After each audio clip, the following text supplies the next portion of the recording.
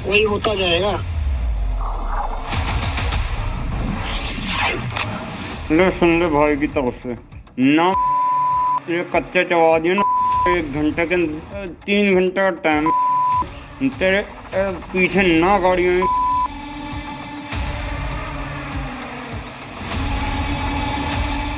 Political नहीं है, बाकी हम देख लेंगे। एक बार फोन करने का मकसद यही था, सुधर जाओ, नहीं आगे तो देख ही लेंगे हम। क्या लॉरेंस गैंग की हिट लिस्ट में पूर्णिया से सांसद पप्पू यादव सबसे टॉप पर हैं? क्या लॉरेंस गैंग पप्पू यादव पर हमला करने वाला है? ये सवाल इसलिए क्योंकि 24 घंटे के अंदर सांसद महोदय को धमकी भरी 2 कॉल आई। कच्चे चबा दिए ना 1 घंटे के। इसमें लॉरेंस के गुर्गे खुलेआम धमकी दे रहे हैं, नहीं सुधरे तो देख लेंगे। तेरी वही हरकत होगी। पप्पू यादव को लॉरेंस के शूटरों ने 2 फोन कॉल किए। पहले कॉलर ने पप्पू यादव को गालियां दी, फोन न उठाने पर भला बुरा कहा। पप्पू यादव को 3 घंटे की मोहलत दी। सुनिए अपनी फंसती हुई जुबान में लॉरेंस का गुर्गा एक सांसद को क्या धमकी दे रहा है। प्यार से समझाया थे कि भाई से यहाँ से बात कर ले हैं। भाई ने जेल के वो जैमर बंद करवा के तुझे फोन कराया और तूने फोन ना उठाया हैं। अब फिर तेरी वही हरकत हो गई हैं। अच्छी वाली सलाह हो रही थी, उसके बावजूद नहीं अगर खत्म हो रही। ले सुन ले भाई की तरफ से ना, तेरे कच्चे चबा दिए ना। 1 घंटे के 3 घंटे का टाइम तेरे पीछे ना गाड़ियों। लॉरेंस के इस हकले गुर्गे के शब्दों पर गौर कीजिए। उसकी धमकी सुनिए। वो कह रहा है कि प्यार से समझाया था, जेल का जैमर बंद करा के फोन किया, फिर तेरी वही हरकतें हो गई। 3 घंटा टाइम है तेरे पीछे। यानी ये सीधे सीधे धमकी है। पप्पू यादव की जान को खतरा है। इसकी कुछ देर बाद सांसद को दोबारा फोन आया। कॉलर की डीपी पर लॉरेंस की तस्वीर लगी थी। कॉल रिकॉर्ड्स पर नजर डालिए। वो पप्पू यादव के नंबर पर लगातार फोन कर रहा था। सूत्रों के मुताबिक फोन करने वाले का नाम मयंक है और वो लॉरेंस की टोली में शामिल अमन साहू गैंग का शूटर है। इसके कई बार फोन करने के बाद पप्पू यादव ने फोन उठाया और खुद को सांसद का पीए बताया। बातचीत शुरू हुई, सुनिए। यादव से बात हो रही है अब किसी और से? नमस्ते जी, कैसे हैं बताइए। मैं पीए हूँ साहब का। पीए है साहब का? जी पप्पू यादव। जी एमपी साहब के बताइए ना, बताइए मालिक। हाँ बताइए क्या आदेश है। आदेश तो कुछ नहीं है जी। आदेश इतनी है कि गलत कमेंट या कहीं किसी के खिलाफ बोलना सोच समझ के बोलना चाहिए। भैया किसी के खिलाफ, क्या कह रहे हैं हम?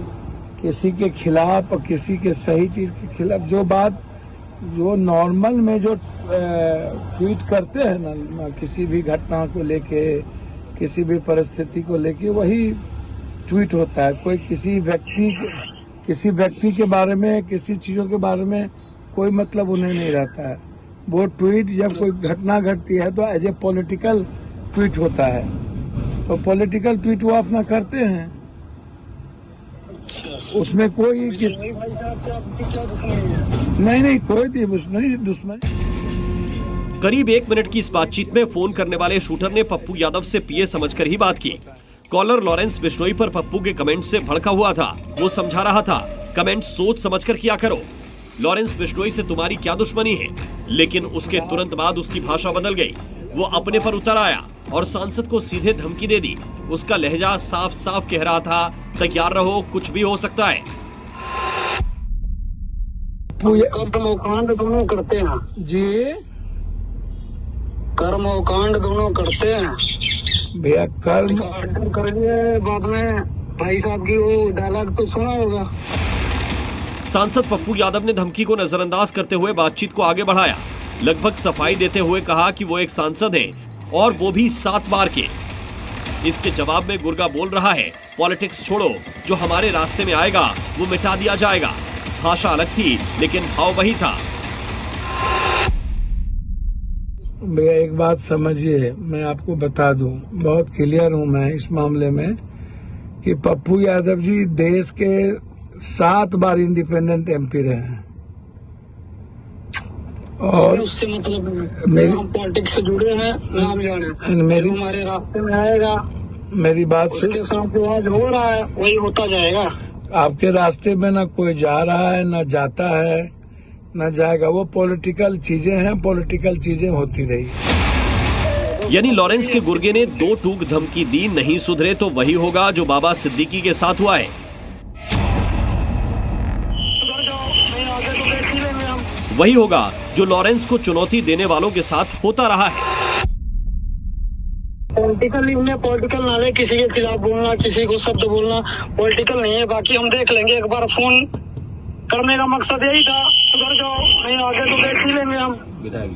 नहीं, निश्चित रूप से आप बेफिक्र रहें, आप बेफिक्र। हम फोन नहीं करेंगे, ना हमें डिस्टर्ब करना। ओके राम राम। ओके।